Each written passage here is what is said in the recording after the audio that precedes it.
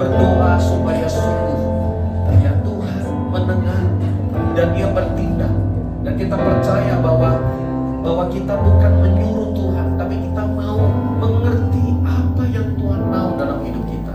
Lewat doa-doa ini, maka kita akan tahu apa yang menjadi kehendak Tuhan yang sempurna dalam hidup kita.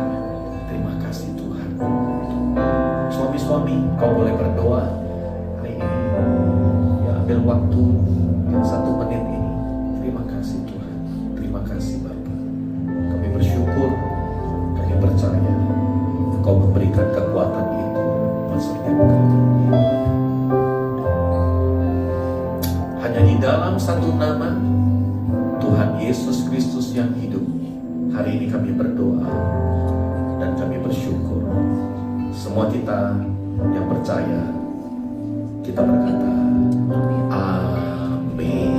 Berikan tepuk tangan kepada Dia, saudara. Dan sebelum kita duduk hari ini, katakan kepada sebelah kiri kananmu, Tuhan sangat mengasihi kita. Wow. Ya, God love all of us. Ya, thank you buat Pastor Emily dan juga Ebony. Ya, I think Ebony is the second time ya come to here. Right?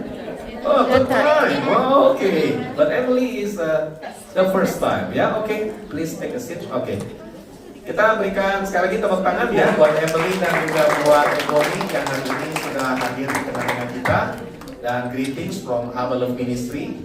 Yeah, so we send the greetings to the pastor, all the pastor in Nation Church in Perth. Ya, jadi kita bersyukur sekali kalau kita sudah dilayani dalam 2 sesi, dan saya melihat ada pernyataan-pernyataan profetik yang diberikan kepada kita tadi. Ya, pernyataan-pernyataan profetik. Ya, kalau nanti mau diterjemahkan oleh Jessica, oi juga boleh. Karena ingat ada oi-nya marga yang sama saya. Ya. Saya Wijaya, jadi oi juga kan. Ya, kalau mau ditranslate boleh ya. Oke. Nah, jadi hari ini kita percaya momen yang khusus unlock potential. Kita percaya bahwa potensi-potensi yang Tuhan sudah berikan kita sebagai orang tua. Ya, tadi sudah banyak sekali ya yang disampaikan kepada kita bagaimana kita sebagai orang tua terus mengembangkan potensi dalam diri kita. Ingat loh, potensi yang kita punya itu terus akan diperbesar oleh Tuhan sampai akhir hidup kita. Ya, jadi jangan pernah berhenti mengembangkan potensi yang Tuhan percayakan kepada kita semua. Amin. Ya, saudara percayalah, Tuhan sumber segala sesuatu, Dia pasti memberi kepada kita pengertian, pengetahuan, kemampuan, kasih karunia yang berlimpah-limpah. Nah, hari ini saya mau ajak saudara melihat satu ayat yang saya dapatkan buat kita semua di dalam 1 Petrus pasal yang ke-5. Ayat ini sebenarnya perikopnya adalah gembalakanlah kawanan domba Allah. Tapi kok saya rasa ini juga cukup cocok ya, karena kita juga sedang mengembalakan domba-domba yang Tuhan percayakan di keluarga kita juga ya. Ya, jadi saya tidak membahas yang di atasnya karena sesudah itu ada kata di ayat yang ke-6, tapi kita tidak baca di dalam teks ini. Ya, ayatnya kekecilan nggak ya? Cukup besar ya? Atau ini tes mata ya mungkin? Ya, kalau memang kelihatannya berarti ini ukuran tertentu ya.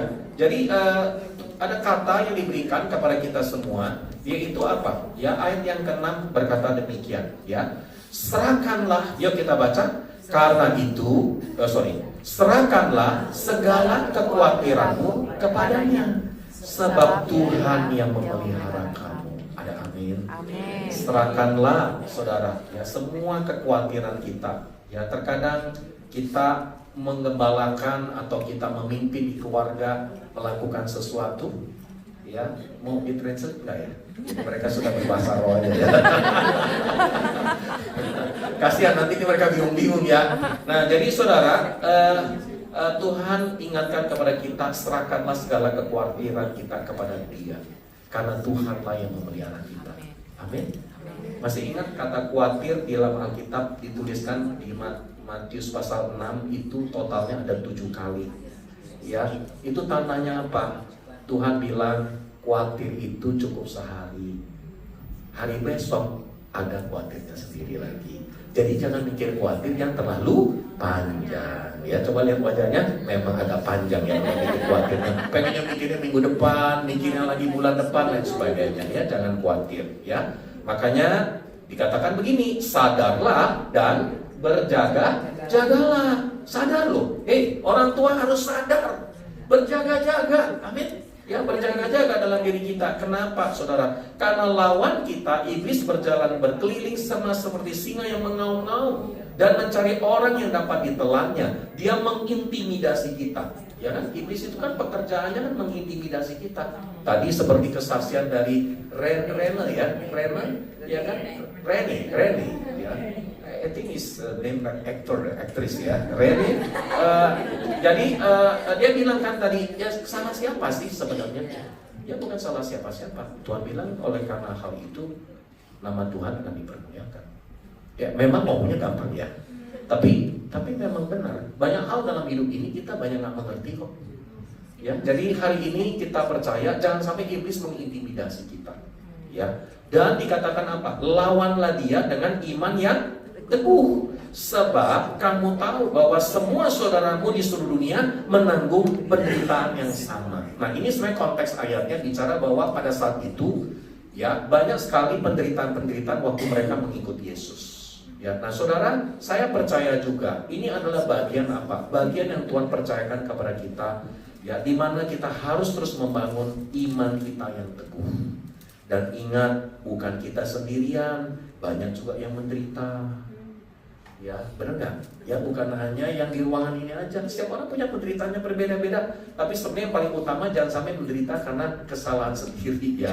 Ya, penderitaan karena saudara melayani anak-anakmu itu satu penderitaan yang Tuhan bawa engkau untuk memikul salib menyangkal diri lu setiap hari. Itu adalah cara Tuhan untuk supaya semakin hari kita semakin serupa Kristus. Amin. Ya. Dan saya mau tutup dengan kata, yuk kita baca sama-sama, ini bagus sekali. Dan Allah sumber segala kasih karunia. Apa nggak sumber segala kasih karunia? Kamu nggak bisa, tapi Tuhan kasih kamu kemampuan itu. Ya, dikatakan apa? Yang telah memanggil kamu dalam Kristus kepada kemuliaannya yang kekal. Wow, kita semua akan dibawa dalam apa saudara? Glorification-nya Tuhan. Kemuliaan yang kekal dari Tuhan. Akan apa? Yuk kita baca. Melengkapi, meneguhkan, menguatkan, dan mengokohkan kamu sesudah kamu menderita seketika lamanya. Saudara, penderitaan kita hanya seketika. Pas kita mengalami, kita tahu Tuhan akan melengkapi, meneguhkan, menguatkan, dan mengokohkan kita semua. Hari ini saya percaya semua kita, keluarga-keluarga di tempat ini, engkau menjadi keluarga yang kuat, kokoh di dalam Dia. Amin. Berikan tepuk tangan yang terbaik kepada Tuhan. Tuhan Yesus memberkati. Saya serah. General, ya. But if my question is too specific, just answer in general. Yeah. So, Fair enough. okay. Very smart. I remember that You you practice mentioned smart. about how important the schedule and routine for our special needs children. I try to implement that in my autistic son. He's 27 years old, so he finished school already. But at home, I'm teaching him to do baking and things that we do for small business. But the problem is, after his father passed away a year ago, he developed a kind of anxiety at night. He was actually very tired already and then looked sleepy, but suddenly couldn't sleep. And then he would ask the questions. Daddy was already in heaven. I miss him. Can you just come back? I don't know how to react. And then because of the problem of sleeping, it's difficult for me to do the routine. You know, so I don't know which one first. Chicken first or egg first, you should say. You know how important the schedule is, but because this kind of anxiety happened that we don't know how to handle, and then he was just went to sleep at around 4 a.m. in the morning. It's difficult then. It's my question to wake him up, to do the routines, to do this kind of cortisol things that we have to wake up at 6 a.m., go and get some sunshine, and then do all the routines. I question myself because sleep is also important. So I need your guidance. As a parent, what is best solution then? Thank you. Great question. The schedule will only be useful if it's actually helping him. So if he's so tired, you waking him up at 6 a.m. not helpful. Like, oh sorry, you want to translate? Iya. Jadi jadwalnya akan berguna apabila memang so the schedule will be useful. Only useful if it's helping. Oh, kalau memang itu membantu anak tersebut. Jadi kalau memang ternyata tidak, ya jadi tidak. So he's you remember that pyramid? Yes. The basic needs come first. Ya, jadi yang paling penting adalah kebutuhan-kebutuhan mendasar dulu dari piramid Abraham Maslow tadi. So enough sleep is Yeah. bottom one. So that Yeah. comes first. Jadi tidur yang cukup itu memang adalah salah satu kebutuhan paling pokok ya. Without enough sleep, he can't do the other ones. Jadi kalau tidak cukup tidur ya dia nggak bisa melakukan yang lain-lainnya.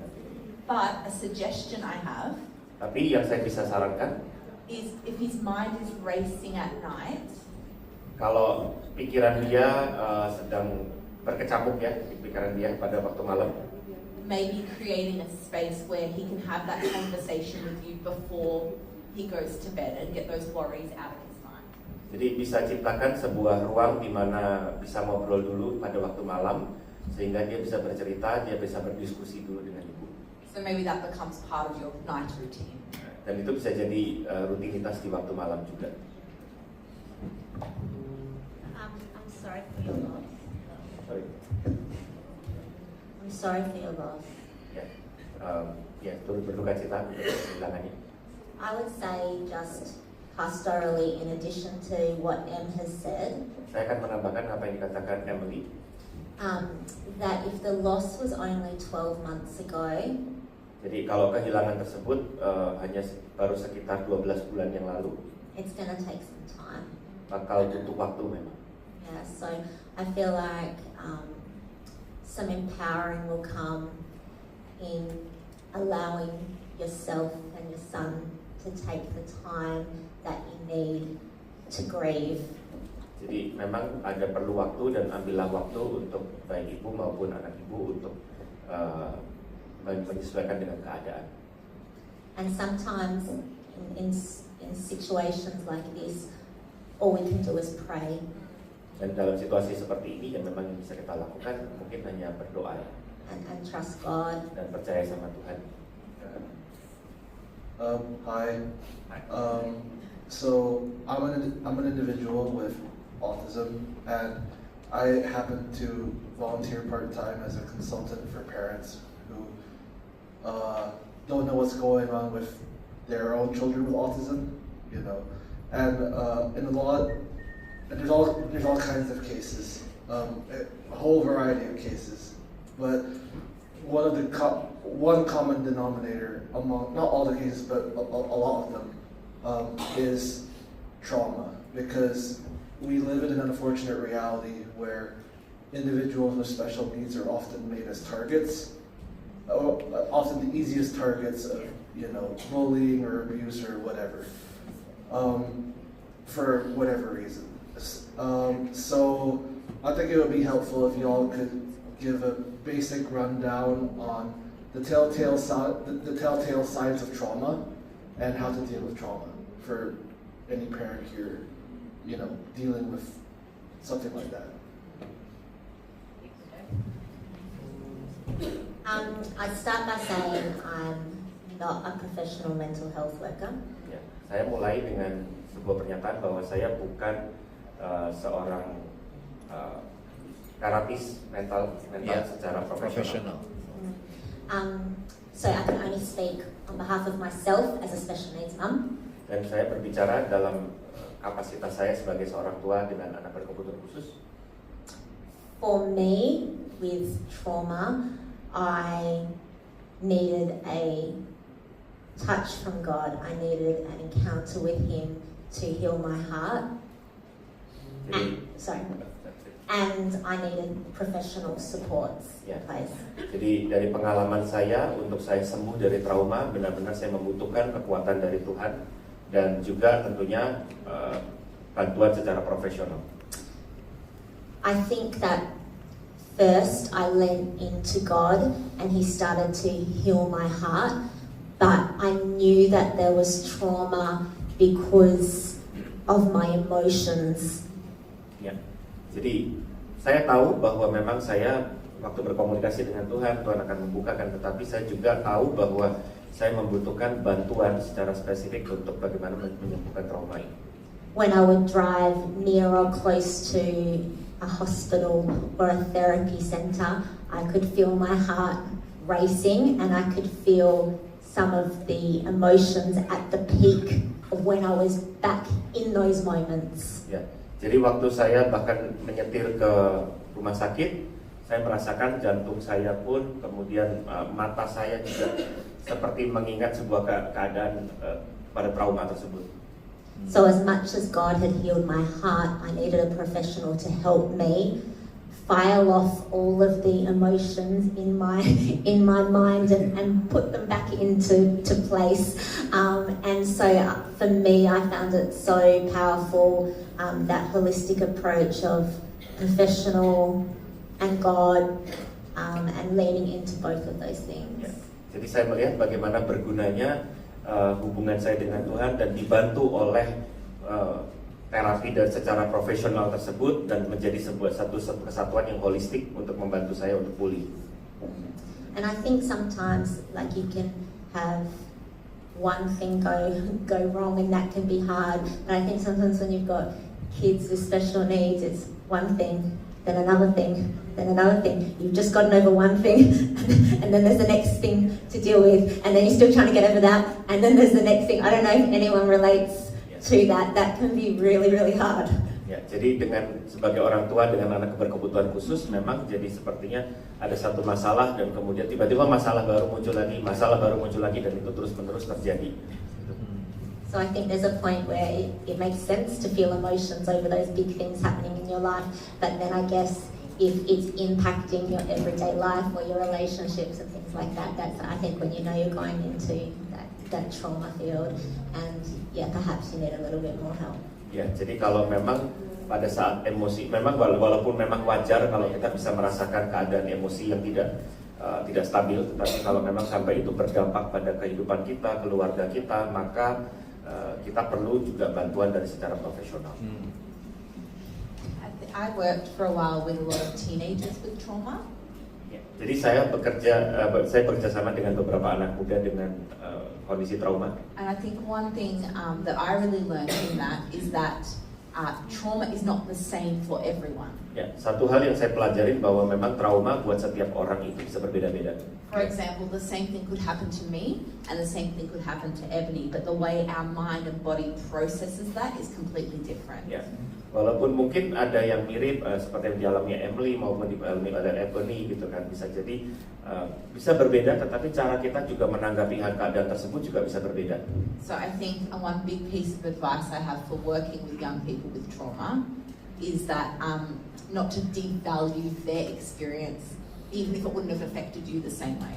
Ya, dan satu hal yang memang saya pelajari pada waktu berhadapan dengan anak-anak muda ini adalah jangan sampai kemudian kita menurunkan nilai apa yang mereka sedang hadapi, karena itu akan mempengaruhi progres mereka.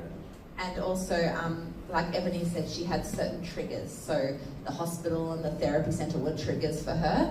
As parents, knowing the triggers may help ease the progress of moving through the trauma. Ya, seperti Ebony yang menghadapi trigger-triggernya ya, pemicu-pemicunya pada waktu masuk ke rumah sakit atau ke tempat terapi. Begitu pula itu akan membantu untuk para orang tua bisa memahami juga bagaimana menangani anak-anaknya. There might be a season where you need to avoid the trigger, to just allow them to get to a place of safety, and there'll be times where it's time to slowly prepare for addressing that trigger. Ada waktunya di mana kita mungkin harus menghindari trigger itu supaya menenangkan keadaan, jangan sampai keadaannya makin diperkeruh, tetapi juga ada masanya di mana kita harus berhadapan dengan situasi tersebut. Oke, thank you, very good. Ada lagi yang mau bertanya sama Ibu? Oke, ya. Saya di sini. Nanti habis ini saya. Hi, my son is 20 years old, so he's like, he finished school already. So my question is about scheduling as well. because when he was younger, I did what you said before. So the night before, we prepare for everything for school, and then he knows how to prepare for his own uniform and his books. But after he hits puberty, kind of cannot do that anymore because it adds up to his anxiety. So if the night before we told him what's going to happen the next day, he couldn't sleep. So he kept bugging us, kept asking us, even though he knows that he has a schedule and all. So I have to remove all of the schedule. So I don't use that anymore. Now I'm using kind of like, I call it the floating schedule. So every morning I will write down all the things that he's supposed to do. The task side is like, at least he's not that, anxious the night before. But then sometimes there are some changes. So in the morning it could be quite hectic. So my question is like, is there any other way for me to approach this thing? Because scheduling doesn't work, the night preparation doesn't work. So what am I supposed to do? So I spoke about my brother earlier. He's 30, turning 31 this year. Jadi seperti yang saya ceritakan tadi, dia how 30. dia sekitar usia 30 tahunnya. So for him, scheduling has changed as he's gotten older. Ya. Jadi penjadwalan itu akan berubah seiring dengan bertambahnya usia seseorang. So now it's more about the big chunks of his day rather than the little details. Ya, jadi sekarang adalah tentang bagaimana menjadwalkan secara dalam seharinya, bukan hanya dalam yang kecil-kecil perintilannya. And that leaves some margin for change without creating more anxiety. Ya, dan itu memberikan jeda untuk perubahan tanpa harus menciptakan kekhawatiran untuk berlebihan.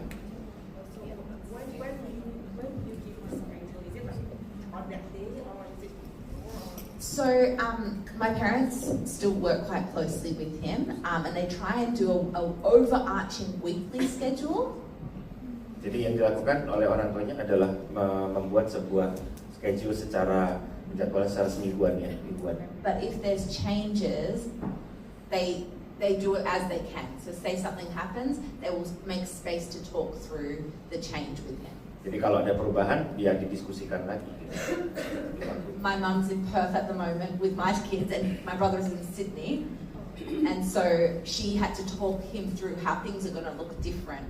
And still now on the phone, okay, yes, I know normally we do this, but today, remember, mum's not there, so support worker's coming, or dad will do that for you. So it's just scaffolding and almost holding their hand as much as you can through the changes. And the emotional ups and downs will still come, but hopefully over time, you're almost teaching them how to walk through those changes. Ya, jadi memang ada komunikasi walaupun jarak jauh ya. Jadi Perth dan Sydney kan jauh ya jaraknya. Jadi ada diskusi dan kemudian kalau memang ada perubahan didiskusikan secara mendalam.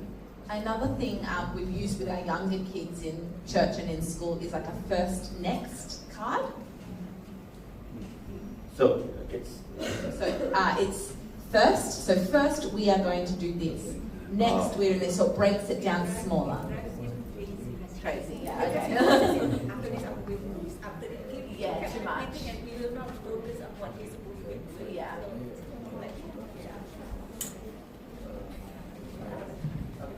Oke, baik, terima kasih. Tadi ada satu di sana. Thank you. My name is Monica. I have a son. He's 14 right now. He's in secondary school. So he's been diagnosed with ADHD / slow learner. So what me and my husband tried to do at home was to, like you say, scheduling night by night, what to do next, and do one time a little at a time. But then at school, it was very hard for him to communicate with the teacher as well, and so that's why I came back and forth to go to the school and try to collaborate with the teachers and the principals, so that he can catch up with the academic lessons. But unfortunately, I get a bad response from them, so they cannot they cannot want, they do not want to adjust with him. Yeah. So right now I'm thinking to move him to another school, like homeschooling probably. So can you give me an advice what to do best, whether to stay at that school or to move? Firstly, Thank you. I'm really sorry that you've had such resistance from the school. That's sad and not how it should be. Ya, jadi pertama-tama saya menyesal sekali kalau ibu berada dalam situasi seperti itu karena memang tidak menyenangkan ya situasi. Unfortunately, for a lot of teachers, they either have too much on their plate or they're quite set in their ways. Ya, sayangnya memang untuk para guru kadang-kadang memang mereka sudah terlalu banyak hal yang harus diurusin ya. I think my first suggestion would be keep trying. I'm not sure if this is a new diagnosis, but sometimes it takes some time to get that collaboration happening with the school. Ya, jadi saran pertama mungkin adalah kita coba upayakan dulu kolaborasinya secara pelan-pelan ya, satu persatu. But then also, like I said in my talk, you're the expert on your child. Ya, jadi pada akhirnya ya pakatnya ya adalah ibu sendiri gitu kan. So I can't tell you what to do, but I think you know as a mum, trust your heart and trust that God will provide as you make whatever decisions you feel are the correct decisions for your child. Jadi kembali ke ibu, nanti memang ya percaya aja gitu kan kata hati dan tentunya ask God. One more thing, in the school, maybe think about who you're going to. So I know in Australia we have classroom teacher, then we have like deputy who oversees a few different things, and then we have principal, and we also have support staff. And so before you give up hope, maybe you just haven't found the right person to see success. And so yeah, I don't know if there's more people you can talk to. I talked to the deputy as well and also the principal. Yeah, so you've gone to all of the names, yeah. So, Oke, ada lagi kah Bapak Ibu yang ingin bertanya? Maybe one more question maybe? Anyone? Tidak ada? Oke, so tidak ada yang ingin bertanya lagi? Oke, baik. Kalau tidak ada, kita akan segera akhiri ya teman-teman, Bapak Ibu. So, to wrap things up, okay. Ada beberapa poin yang tadi saya dapat dan menurut saya cukup baik untuk kita sebagai takeaway, ya, bahwa pada akhirnya memang kita orang tua, I love that statement where everyone is the expert for their children, right? Dan saya percaya bahwa setiap dari orang tua itu sudah diberikan karunia khusus dan diberi hikmat khusus. God give you special grace, God gives you special wisdom untuk how to handle your children. Dan in as much as it's not easy, seberapa sulitnya itu pun kita percaya bahwa Tuhan sendiri juga yang akan memberikan kekuatan. Okay, jadi pada akhirnya kalau kita berbicara tentang scheduling dan sebagainya, kembali kepada the final statement from Emily, I love it, bahwa celebrate small wins gitu ya. Dan sebenarnya ini bukan hanya untuk anak-anak berkebutuhan khusus, orang tua dengan anak-anak berkebutuhan khusus, tapi untuk semua parent juga berlaku ya. I believe this applies to every parent, and even I as a director, saya sebagai direktur di perusahaan pun we celebrate small wins, we celebrate small victories gitu kan. Kenapa? Karena disitulah yang membuat seseorang akan merasa appreciated, they will feel valued, mereka akan merasa berharga dalam, dan tentunya kita orang tua adalah representasi, we are God's representative on this earth, membuat anak-anak ini juga menyadari bahwa God loves them. Okay? Dan from Ebony, I really love sekali statement yang tadi panjang terakhir, the long statement in the end, when you are overwhelmed, and saya percaya bahwa begini loh, kita semua bisa menghadapi keadaan-keadaan yang berbeda ya, dan kita tidak bisa mengatakan keadaanku lebih sulit dari kamu ya, kita nggak bisa ngatain gitu kan, kita nggak bisa, we cannot say that my situation is worse than yours, no gitu kan. God, we have our own process to bear gitu kan. Kita punya salib kita sendiri dan kita tidak bisa memaksakan bahwa kok salibmu lebih kecil dari salib saya gitu kan, nggak bisa. semua punya porsinya masing-masing, dan saya percaya bahwa justru di dalam salib yang kita harus pikul itulah Tuhan, God gives His grace, God shows His grace. In every cross that we have to bear, disitulah Tuhan yang akan memberikan God give you strength. Amen.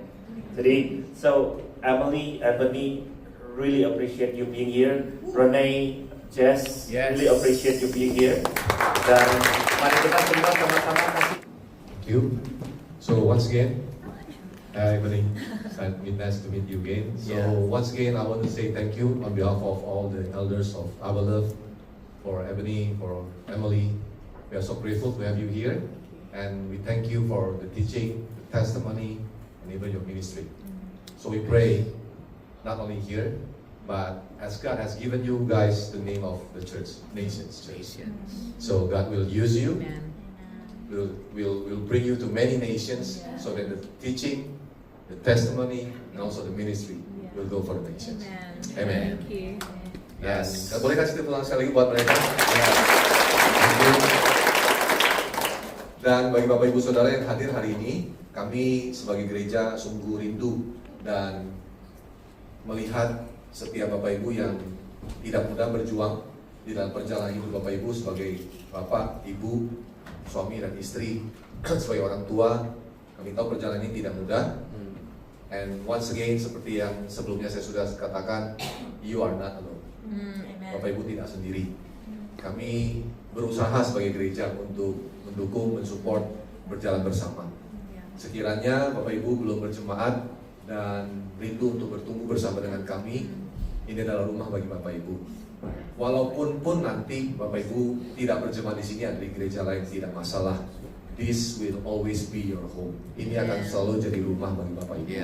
Jadi jangan sungkan untuk hadir dan mengikuti semua perjalanan yang ada, karena kami tahu Tuhan pasti punya maksud. Ya, dan kami rindu untuk melihat lebih banyak lagi keluarga-keluarga dengan anak-anak special needs bisa berjalan bersama dengan kita semua. Amin. Saya mengajak kita berdoa. Mari kita tundukkan kepala kita tutup mata, dan kita fokus kepada Tuhan. Kami sungguh bersyukur Tuhan untuk sepanjang hari ini. Tuhan, kami tahu tidak pernah kebetulan Tuhan memanggil setiap kami sampai kami bisa hadir ke tempat ini. Pasti ada maksud dan rencana Tuhan yang besar. Bukan hanya untuk kami sebagai orang tua, terlebih untuk anak-anak yang Tuhan percayakan. Selalu ada maksud dan rencana Allah yang besar, yang mungkin hari ini kami sulit untuk pahami, bahkan kami belum bisa mengerti. Tapi hari ini kami berdoa dengan tangan terbuka, dengan hati dan pikiran yang terbuka kepada Tuhan. Kami menyerahkan sepenuhnya kehidupan anak-anak kami ke dalam tangan Tuhan, bahkan juga kehidupan kami sebagai orang tua ke dalam tangan-Mu. Tuhan, kami percaya keluarga ini semuanya Tuhan akan bisa menjadi berkat di masa depan. Tuhan, biarlah kami sepenuhnya menyerahkan semuanya. Biarlah hati kami teguh di hadapan Tuhan. Kami tidak goyah. Kami akan terus melangkah sampai akhir. Kami akan lakukan bagian kami sebagai orang tua, supaya kami mempersiapkan anak-anak kami untuk rencana Allah yang besar akan tergenapi bagi hidup mereka. Tuhan, terima kasih. And we also want to pray for Emily and also Ebony. Lord, we are so grateful to have them here. We pray so that every step of their life, every ministry that they will do, God, you will lead them so that they will become a huge blessing for many nations. Lord, you will open many doors that they haven't seen yet, so that every word that you have put into their mouth will go for all of the people that they will meet in the future. Emily and Ebony, I believe that I have one word that I got from God just now. It is like a powerful word. The word is powerful. God will use everything that you have, all of your past, all the testimony. God will use it as a powerful weapon to make many breakthroughs, to break every darkness, so that the light of God will shine upon many places. Lord, we are grateful. We bless them, and we believe that you will lead them for many big things that will happen in their futures. Terima kasih Tuhan, buat sepanjang hari ini kami serahkan seluruh kehidupan kami ke dalam tangan-Mu. keluarga kami, anak-anak kami, kehidupan kami. Biarlah perjalanan kami ke depan, kami akan lihat setiap berkat dan penyertaan Tuhan akan terus menyertai kami. Mari buka kedua tangan kita di hadapan Tuhan. Bapak, Ibu, dan Saudara, terimalah berkat dan penyertaan yang luar biasa yang datang daripada Allah Bapa yang luar biasa. Kasih daripada Tuhan Yesus Kristus, penghiburan, kekuatan daripada Allah Roh Kudus akan terus menyertai kita, memampukan kita, menguatkan kita, sehingga kita menjadi orang-orang yang terus berjalan setia sampai akhir bersama dengan Tuhan. Dalam nama Yesus, kami sudah berdoa dan kami mengucap syukur. Mari kita yang percaya sama-sama kita berkata, Amin.